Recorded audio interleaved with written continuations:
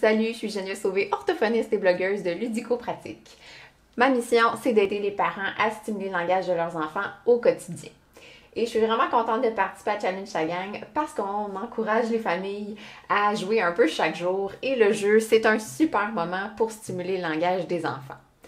Je vais vous parler dans cette vidéo aussi du développement du langage chez les 3 à 5 ans. Donc, chez les 3 à 5 ans, ce qu'on voit, c'est évidemment que le vocabulaire augmente. Hein, donc, peu à peu, l'enfant acquiert plus de mots. On voit aussi que les phrases s'allongent chez les petits pour en venir à des phrases un peu plus complexes qui vont ressembler à celles d'un petit adulte. Également, l'enfant là, en vient plus à exprimer des choses un peu plus complètes, plus complexes. Hein. Il peut se mettre à décrire, à commencer à raconter. Donc, on est là-dedans là, au niveau du langage. Quand on parle du langage, on parle, oui, de s'exprimer, mais on parle aussi de comprendre. Donc, par exemple, ici, j'ai le jeu Girafe tordue, qui est de mot à mot là, à partir de 3 ans. Mais c'est un jeu qui va travailler surtout le raisonnement. Donc, l'enfant doit réfléchir pour choisir les bonnes pièces. Donc, ça fait vraiment appel à la compréhension. Ce qui est intéressant avec ce jeu-là, c'est qu'il y a une gradation dans la difficulté. Donc, on peut adapter le niveau là, selon la compréhension de notre enfant. Donc, c'est super intéressant pour ça. Il y a plusieurs jeux aussi qui s'adressent à cette tranche d'âge-là qui va permettre de travailler autant la compréhension que l'expression. Ça va dépendre du rôle que l'enfant a dans le jeu. Par exemple, ici, j'ai le jeu Concept Kids et le jeu Singerie Mini.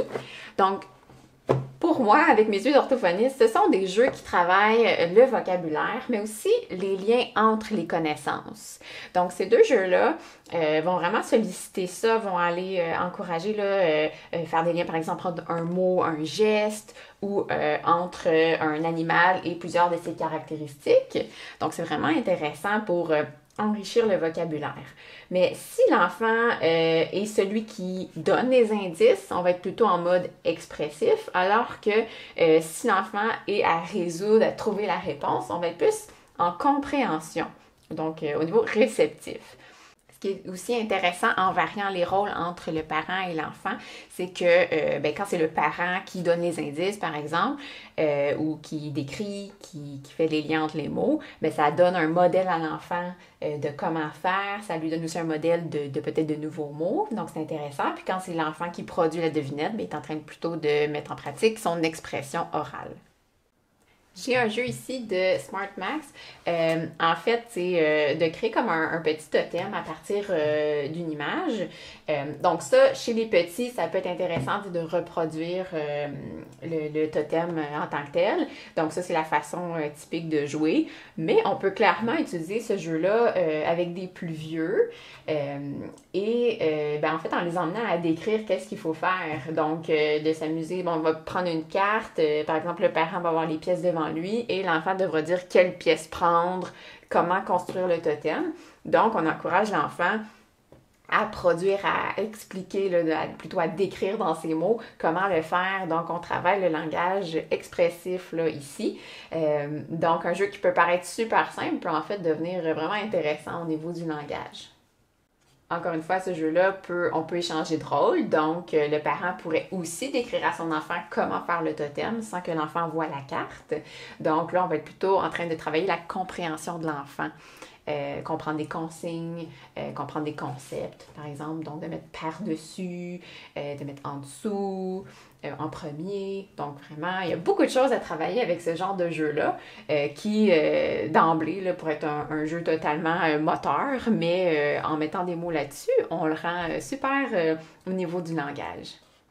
Donc, évidemment, dans le 3-5 ans, on se prépare à aller à l'école. Donc, il y a des enfants qui sont très, très intéressés par les lettres, par les sons, par l'alphabet.